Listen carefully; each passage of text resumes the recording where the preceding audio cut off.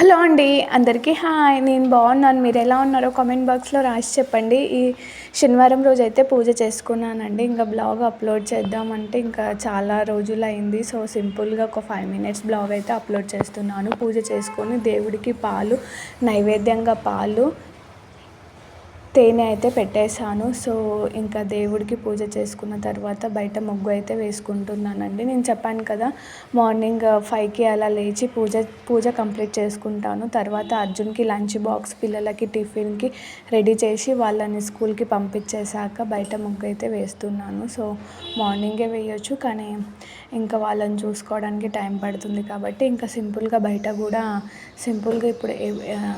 సింపుల్గా డిజైన్ ఇలా వేసేసాను.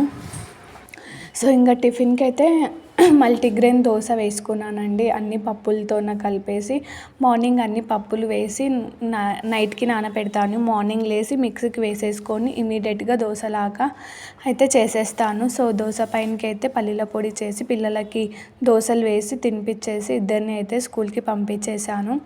ఇంకా వచ్చాక పూజ కంప్లీట్ అయిపోయింది. ఇద్దరిని పంపించేశాను. ఇంకా బయట ముగ్గు వేసుకొని వాషింగ్ మిషన్లో బట్టలు అయితే వేసేసాను. ఇంకా ఆ మిగిలిన టైంలో నేను టిఫిన్ చేసేస్తున్నాను. సో ఇంకా టిఫిన్ చేసేసుకుంటే ఇంకా ఆఫ్టర్నూన్కి మళ్ళీ వండుకోవాలి. సో హౌస్ వైఫ్ అంటే ఇదే సరిపోతుందండి.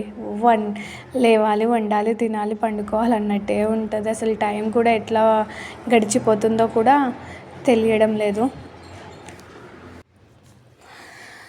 సో ఇంకా అర్జున్కి లంచ్ బాక్స్ కోసం అనేసి ఫ్రైడ్ రైస్ లాగా చేశానండి.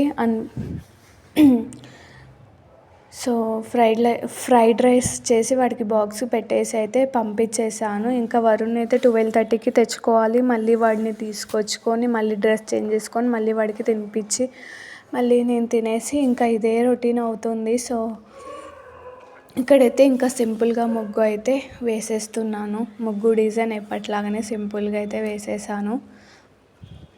సో ఫ్రైడ్ రైస్ అయితే చేశానండి. సో అది చిన్నగా ఆల్రెడీ మీకు చూపించేశాను, కానీ మళ్ళీ ఒకసారి చిన్నగా సింపుల్గా ఫ్రైడ్ రైస్ చేస్తున్నాను. అది చిన్న క్లిప్ లాగా తీసేసాను. సో ఫైనల్గా ముగ్గు అవుట్ఫిట్ మొత్తం ఇలా వచ్చేసింది. సో ఇంకా ఫ్రైడ్ రైస్ కోసం రైస్ వండుకొని పక్కన పెట్టేసుకున్నాను. బాండి పెట్టుకొని అందులోనికి సరిపడినంత ఆయిల్ వేసుకొని క్యాప్సికమ్, ఆనియన్స్ సరిపడినంత ఆయిల్ వేసేసి అందులోనికి జీలకర్ర, పచ్చిమిర్చి, క్యారెట్స్, ఆనియన్స్, క్యాప్సికమ్ మొత్తం వేసేసి సరిపడినంత సాల్ట్ వేసేసి ఒక 10 minutes అలా వాటి మొత్తాన్ని మగ్గనివ్వాలి.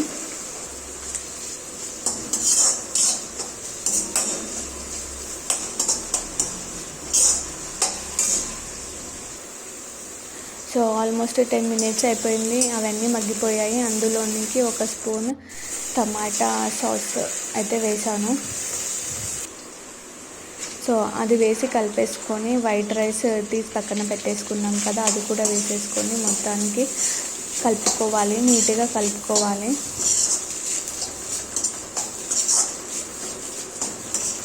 సో ఆల్మోస్ట్ రైస్ కూడా ఒక 2 minutes అలా హై ఫ్లేమ్లో ఫ్రై చేసుకోవాలి.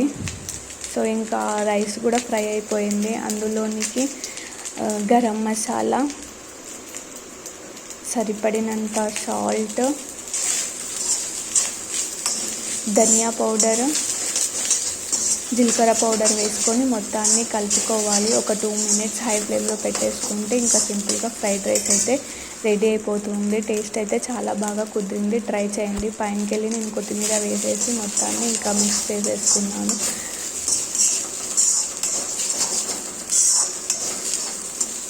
టేస్ట్ అయితే చాలా బాగా కుదిరింది. ట్రై చేయండి ఫ్రెండ్స్.